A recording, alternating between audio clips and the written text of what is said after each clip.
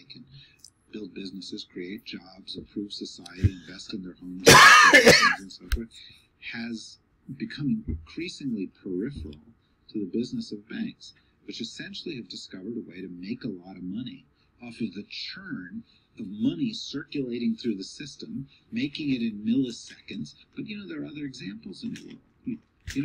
Canada didn't go through this banking crisis.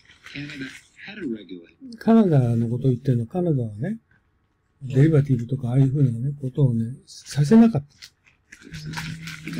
Regulated system. No banks and no hedge funds and no investment. No banks, no hedge fund. In Canada, of course not. No investment.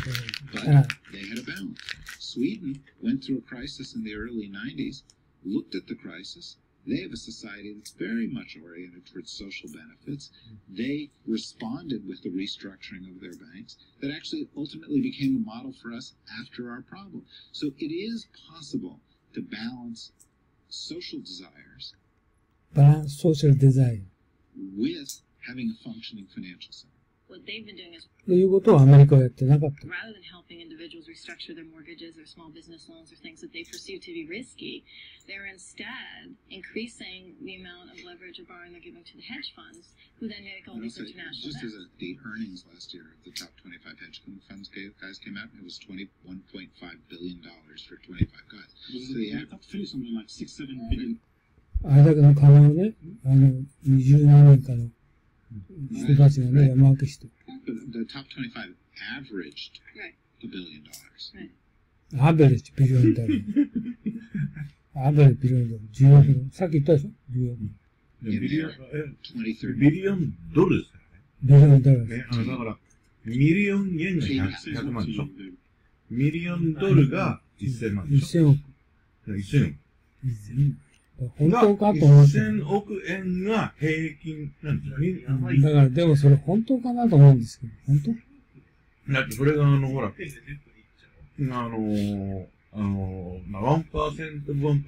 ょ。Insanity? I mean, look, there is no 今 economic に、reason その2012年のやつ見たら because あんな I suspect そう it だよ would work just as hard, say, for 100 million rather than a billion for 1 year's compensation. And there's no social reason. In fact, it's socially catastrophic. So how is it that they're making that much money? They're leveraging cheap money into rising markets. Cheap money, which is the government is the one giving out. Well, giving it to banks. Compared to some rates in the market, right? They were at very low rates. And then the Fed goes from being a lender of last resort, helping out private financial institutions, or even assisting in the helping out AIG and Bear Stearns to actually making markets, right? And then in this case, they're kind of serving as a market maker, allowing for banks to make loans and agreeing that these loans will be bought. Since then, it seems that, or presumably, when you read the mainstream press, is that now the bankers are under scrutiny, now there are regulations. They are, they're not. The sizes of their balance sheets are bigger. They have more assets, they have more deposits. The big six banks have more concentration than they've ever had before. So all that stuff is like smoke around the edges. Well, awesome. So what are you saying? That too big is now becoming bigger? Yeah. It is bigger. It is bigger. It Too is big bigger. is now bigger. Yeah. It's absolutely Hence, bigger. There's more too big to fail banks Absolutely. today than there were before the crisis. Well, does the it big make sense? six banks are Well, bigger it than they were before. wouldn't make sense if they'd actually tried to fix it. Right. They didn't try to fix it. And hence, So it actually does make, well, because size, yeah, look, I went to see Bob Rubin when I was doing, ねだっけ今度チョンスキーの、僕は前回、本のリンクをあげましたよね。うん。あれの映画なんですよ、実は。映画でもなってて、映画見つけたんで、うん。そこに書いてあるのは、言ってるのは、そもそもしくじった人たち、ね、システムを作った人がいて、その人がしくじって、で、修復をその人たちに依頼してるわけですよ。矛盾してるんですよ。しくじった人たちに責任を取らさずに、その人たちにまた直してないとお願いする状況なんです。ああ。そういうことですよね。下手な経営者にいて、その人依存の状況になってるんで、その人を下ろすんじゃなくって、その人にさらに金つぎ込んで、よろしくねってやってるから、これは治るはずないでしょっていう。2008年以降の話ね。だと思いますね。だからチョンスキーもそういうふうにその本で言ってます。そういうですね。Meaning the former Treasury Secretary. And I went to see him, but when I was doing my last book, and I said, have you thought about this whole, too big to fail thing? Did we go too far? And he said, you don't understand. Too big to fail is not an aberration from the system. It is a system. It is the system. That's true. I was at an event in Davos, a lunch. Jamie Dimon had the day before been fined $20 billion at J.P. Morgan. And he stood up. Davos, the world elite. Massive applause. Good for you, Jamie. You're standing, and he got a raise. He got a raise after getting a $20 billion fine because they just think of that as a cost of doing business.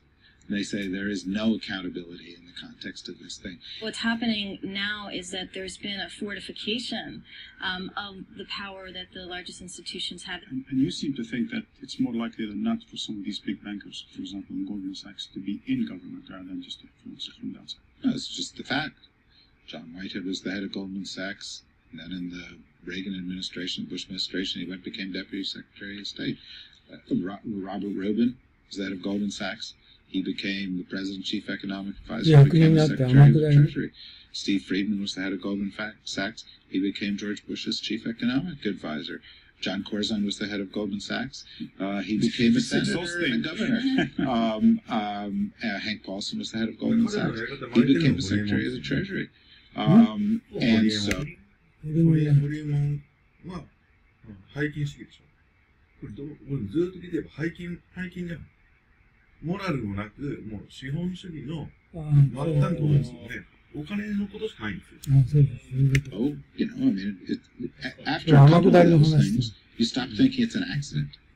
And the ideology, the culture of a place like Goldman Sachs becomes the ideology of the senior policymakers in the United States government.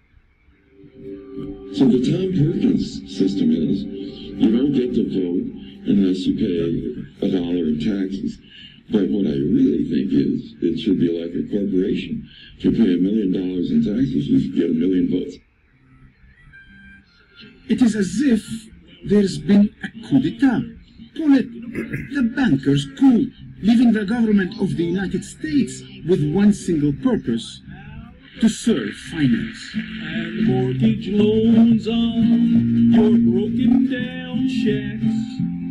Yeah, they've been foreclosed by Goldman Sachs. Is that it? Is the rule of the oligarchs the order of today? Is there any resistance? Can it succeed, or will it fail? Well, it's kinda crummy, and it's really shoddy that the 1% of most everybody, and the 1% of that 1%, hell, they own the 1% as well.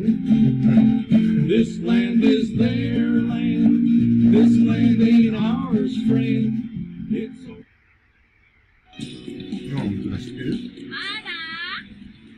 目を開けて。本当は This land is your land。あ、これ歌なんだけど。After the big すごいThis land is なんだっけ。bailouts, a public backlash seemed inevitable.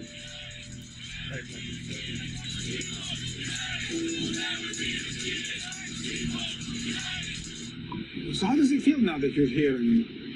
It feels dead right now. Definitely the space was alive. It had a space for dreams. It had a space for people to step out of their alienation. And now there seems to be almost fashionable to talk about inequality with recent publications of the Princeton study and of the Piketty book. I think the inequality got put on the table because of Occupy. Inequality is a euphemism for class. The people here, we're privileged people, largely white. It's a class that got demoted, right? The dream stopped working, and it stopped working so fast to the point that people found themselves taking to the street, politicized even though they weren't politicized. And we've identified the enemy, and it's 1%. And that 1% can probably be reduced to 400 to 500 families that own probably the largest 5 media corporations in the United States. What happened to that American? I think the American dream is an American nightmare right now, and I think people are slowly waking up. I think Occupy rang the bell, and I think you're going to... Occupy may have rung the bell, and for a moment the old economic consensus may have been shattered.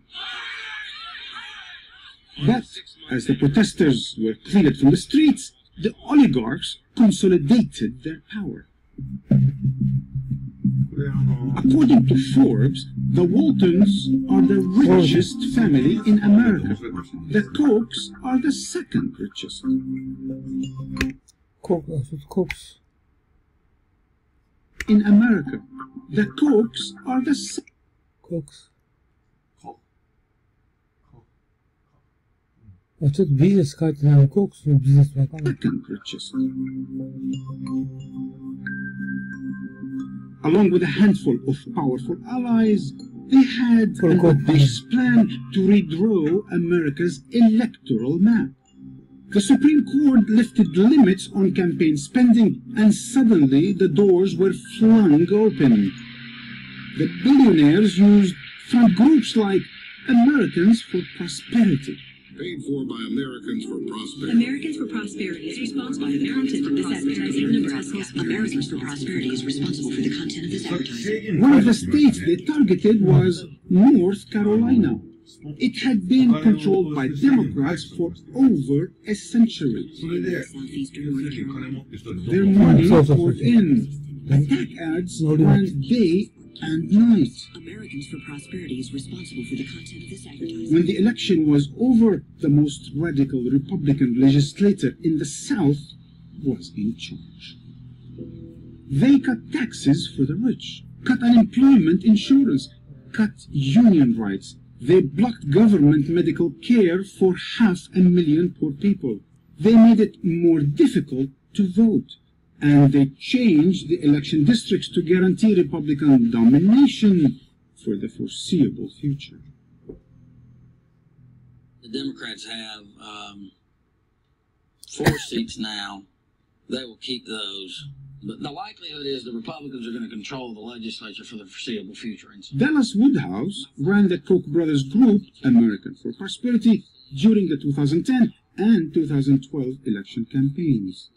He now has a new political action committee called Carolina Rising. So we would never talk about our donors. We've seen, harassment of people who give to causes, so we don't do that. But of course, if you want to write me a check, I'll keep your confidence as well.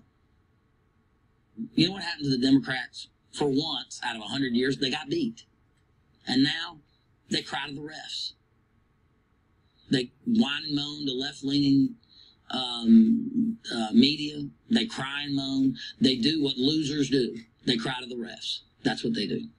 According to Dallas, even if they do it in secret, hiding behind front groups, the more billionaires spend, the better it is for democracy. The more debate, the better. I hope there are a gazillion TV ads run. I mean, it seems like to me that people pick on Charles Koch and they pick on Art Pope, but the Democrats have their guys that run a lot of TV ads. And in a world of TV campaign ads, money is speech. Of course it is.